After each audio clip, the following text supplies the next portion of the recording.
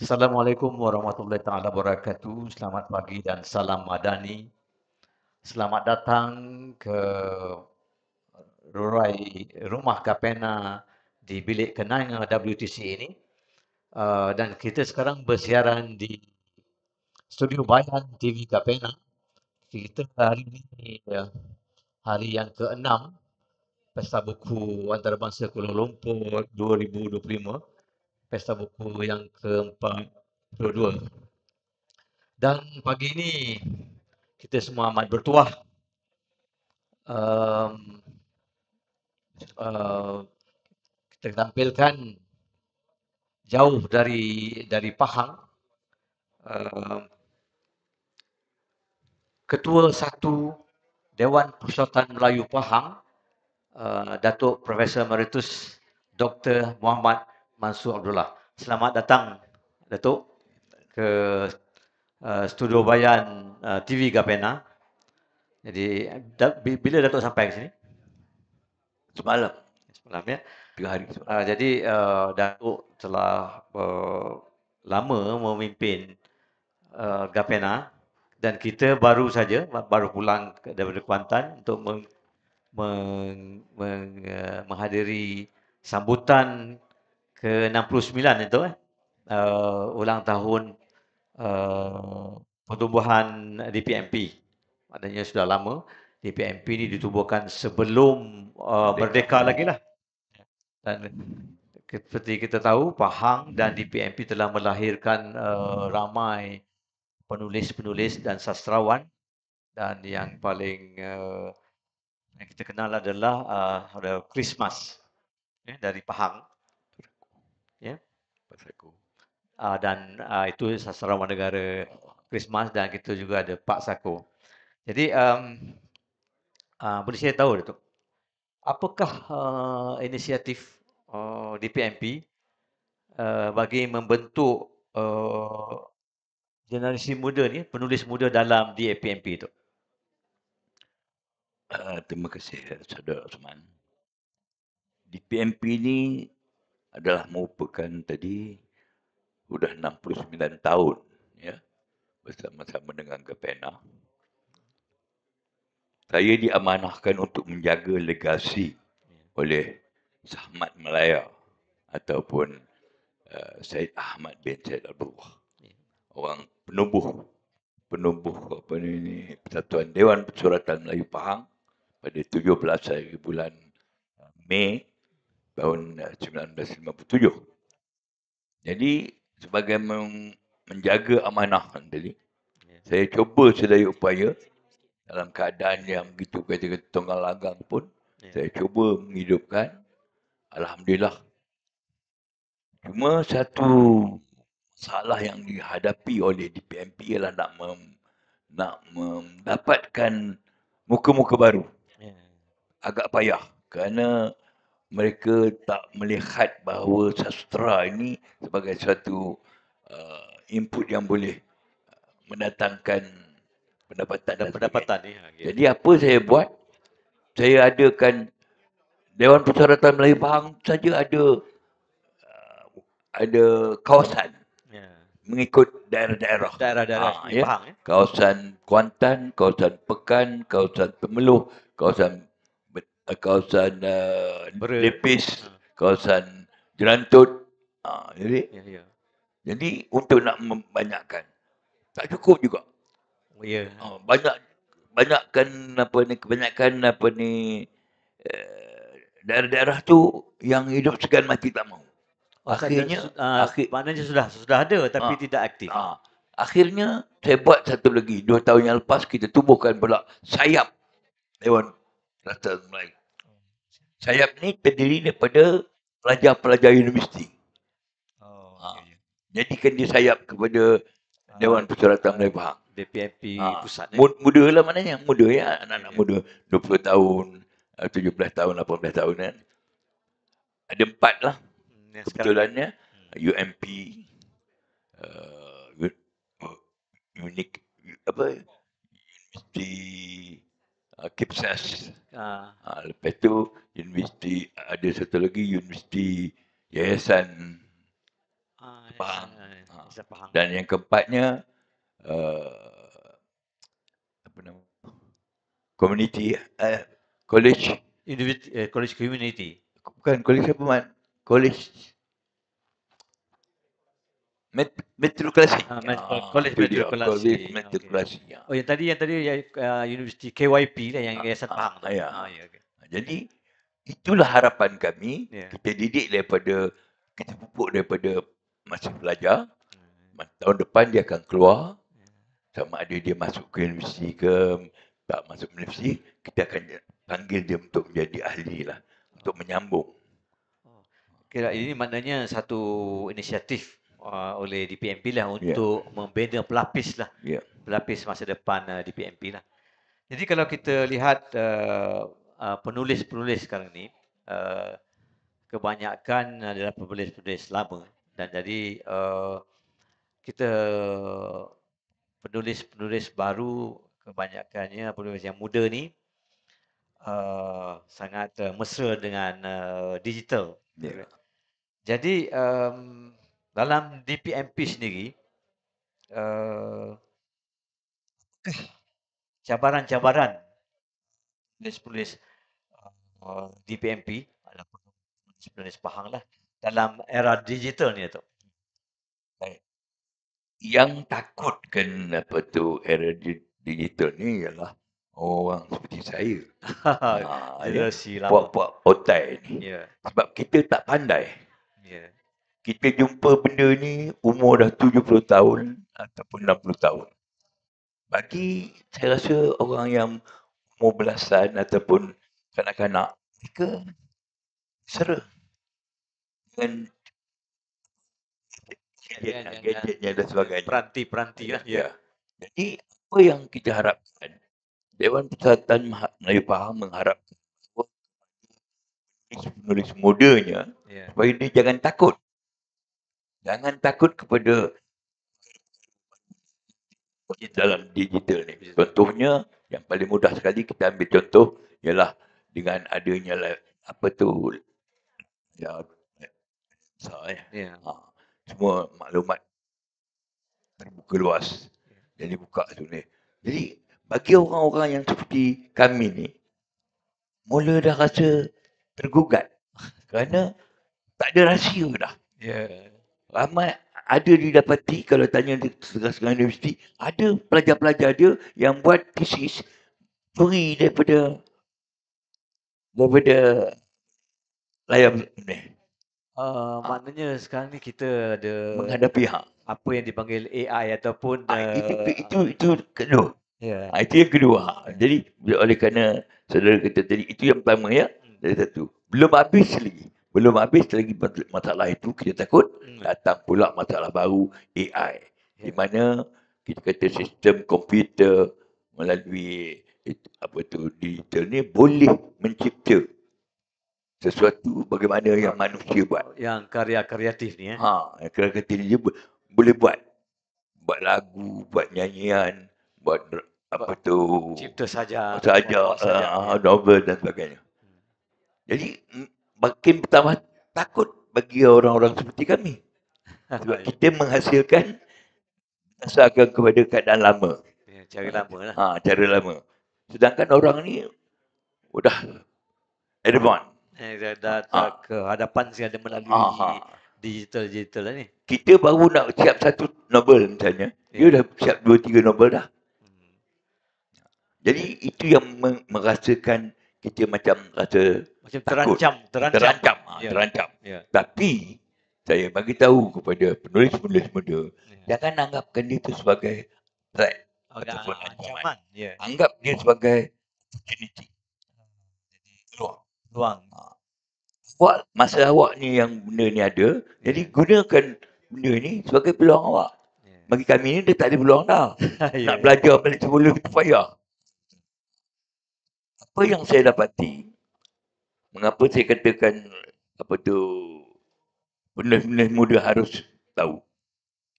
AI dia boleh mencipta sesuatu tu tapi tak ada roh.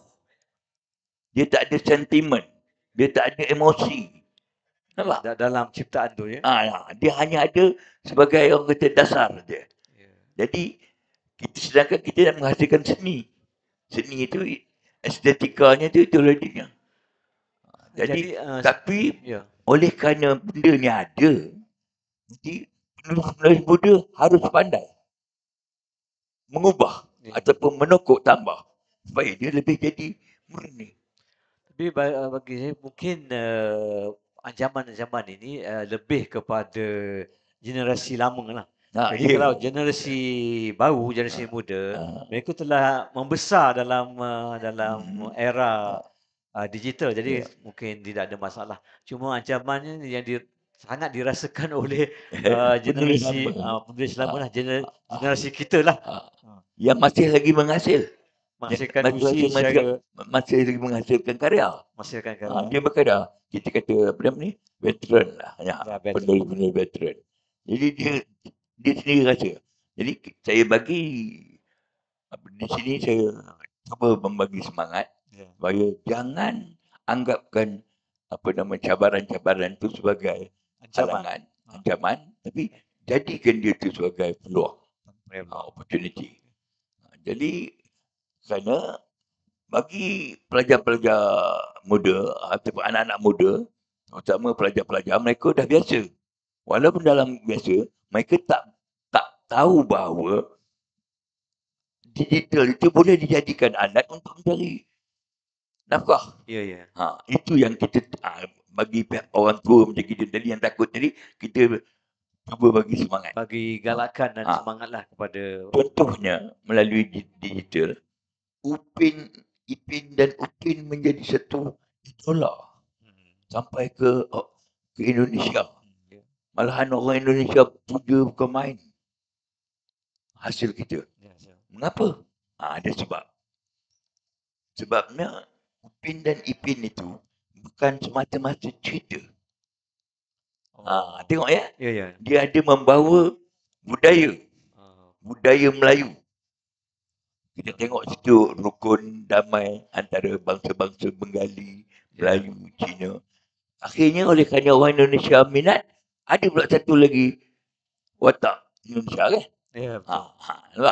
Mungkin satu hari nanti watak orang putih pula. Tengoklah kalau tak percaya dekat saya. Maknanya dalam tu adalah mesej-mesej positif yang tertentu yang dibawakan dalam kita tengok ya dalam keluarga tu kan, opahnya tu, neneknya tu kan, macam mana, kakaknya tu macam mana. Sopan santun ya. Sopan santun walaupun Ipin tu nakal. Tapi oleh kerana kita kata hubungan tu, ini yang kita nak tanam. Dan ini adalah produk daripada digital lah. Digital. Jadi saya nampak masa depan penulis-penulis muda begitu luas. Sangat cerah lah masa depan. Sangat cerah. Kalau dia boleh maknanya mengadaptasi karya-karya lama kepada bentuk digital animasi. Saya tak kata tak laku. Sebab golongan muda suka kepada digital. Ya, betul. Jadi cerita-cerita, misalnya kita ada cerita Anggun Cik Tunggal, Dewan Malim Deman, Malim Dewa, Julang Juli Bintang 7, Julang Juli Maknanya Bintang 5. kita daripada cerita-cerita lama ni boleh diadaptasi sebagai menerusi animasi lah. Untuk disampaikan kepada generasi sekarang ini. Dengan penambahan-penambahan, itu yang saya minta tu, tekankan budaya. Contohnya kita katalah kita nak buat cerita Pak Kaduk. Orang putih ataupun orang Inggeris cuba menghina orang Melayu melalui Pak Kaduk. Melalui cerita Pak Kaduk. Jadi kita cuba banner Pak Kaduk tu balik semula. Dia bukannya orang bodoh. Dia cerdik. Tapi oleh kerana zaman itu raja adalah segala-galanya. Apa kata raja? Itulah kata rakyat kan. Rakyat patuh saja. Jadi timbulnya Pak Kaduk ni, dia sudah merupakan seorang pejuang sebenarnya. Bukan bertualang, berjuang. Nak membebaskan diri dia daripada cengkaman raja. Penjajahan. Ha, raja. Oh, raja Ha, ada ha, ha, ha. raja. Macam mana, contohnya, macam mana cerita tu boleh cerita Pak Kaduk tu boleh telanjang. Betul? Ya, betul. Ha, dia, mengapa dia buat itu? Dia nak menghina raja. Sebab raja apa nak dapat. Minta ada ayam tabungan dia si Kunani tu bukan main sayang. Nak tukar ayam dia. Ayam dia ayam bodoh. Begitu. Jadi macam mana cara dia nak menghina raja ni? Kalau kata raja bodoh kan, dia kena hukum. Ha, kalau dia nak buat apa nama kita kata tak sopan depan raja, dia kena Jadi cara mana dia. daripada cerita-cerita lama ni, cerita-cerita rakyat boleh diadaptasi Dia melalui animasi dipersembahkan kepada secara moden secara moden. mengikut fikiran orang sekarang. Jadi Itu boleh dia. sebagai pengajaran-pengajaran Ya, mesej yang ya. baik pada masyarakat. Jadi maknanya itu adalah satu tanda yang baik apa ni bagaimana digital, bagaimana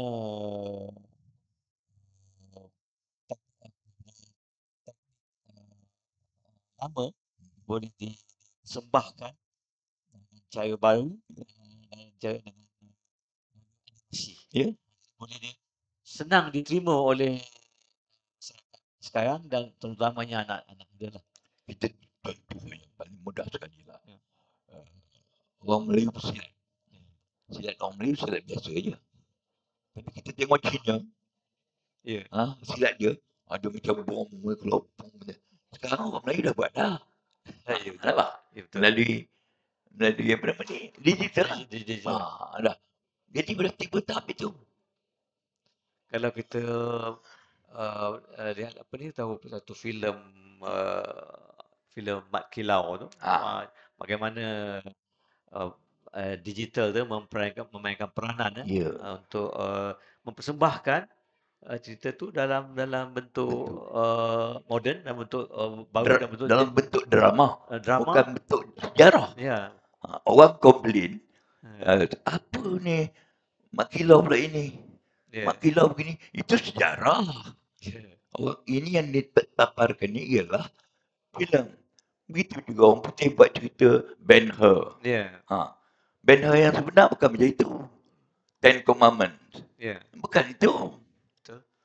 Tapi dia sebuah drama yang diadaptasikan menjadi cerita tu sejarah.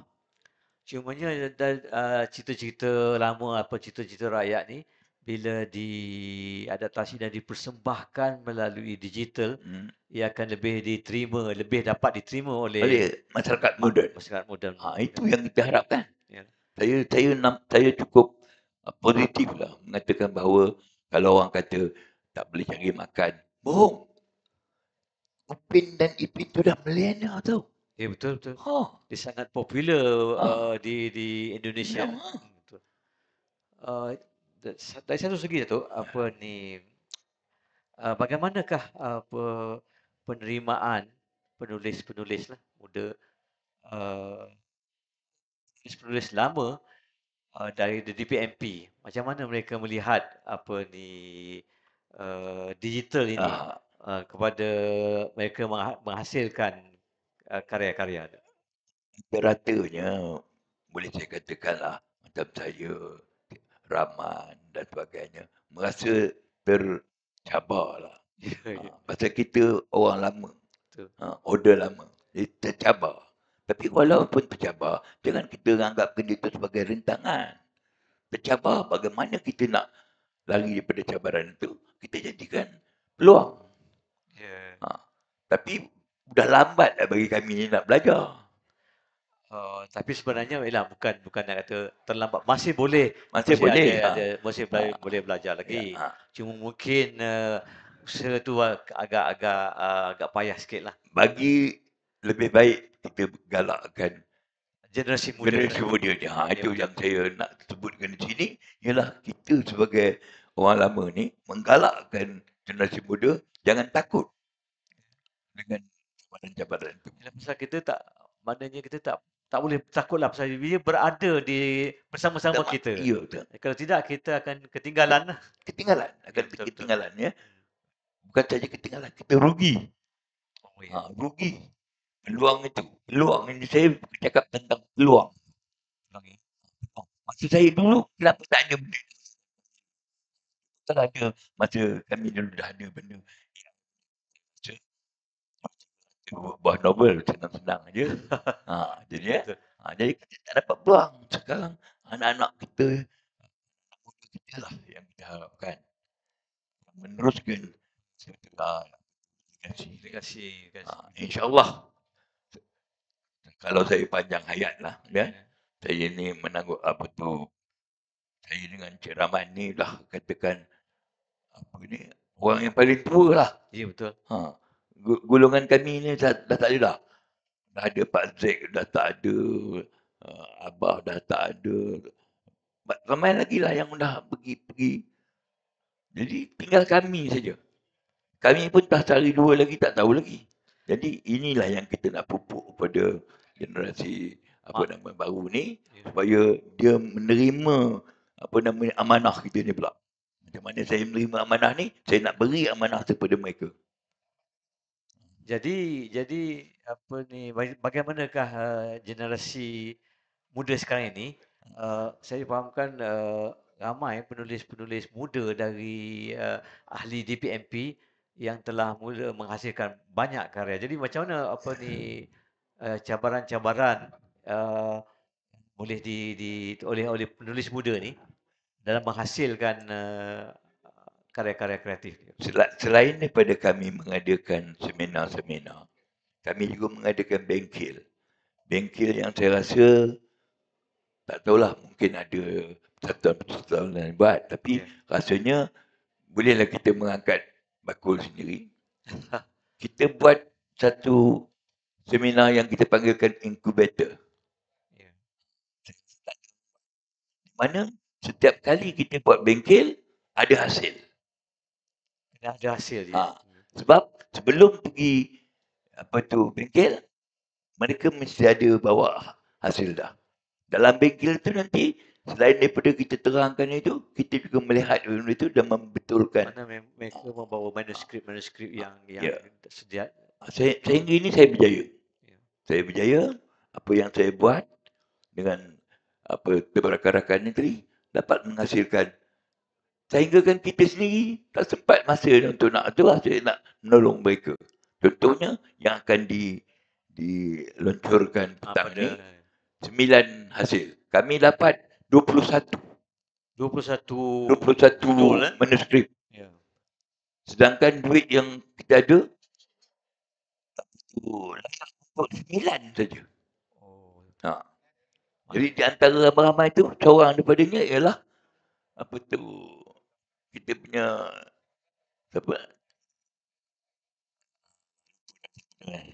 cikgu, apa dia nama cikgu?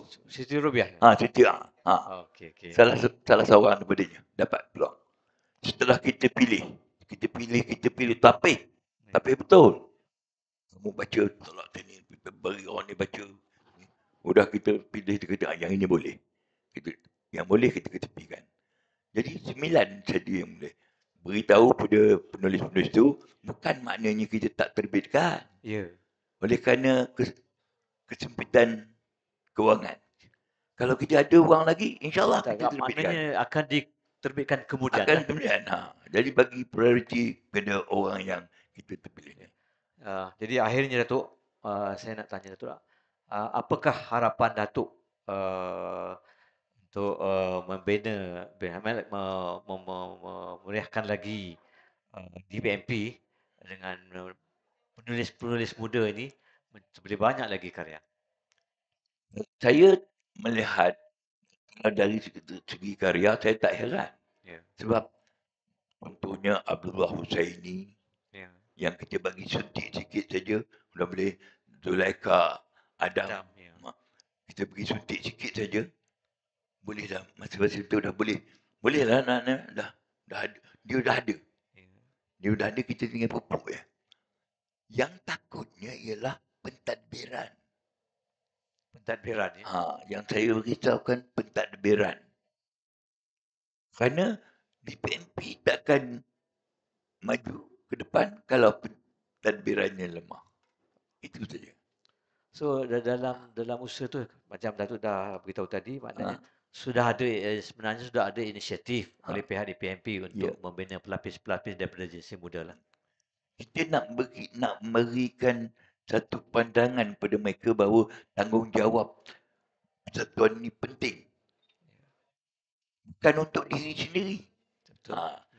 Untuk diri sendiri, kalau macam saya dengan teman-teman yang lain tu, tak payah awak berdiri. Ya, ya. Tak payah bergerak dengan DPP pun kita Maknanya boleh bergerak secara individu saja lah. tapi Betul. kita nak bersatu.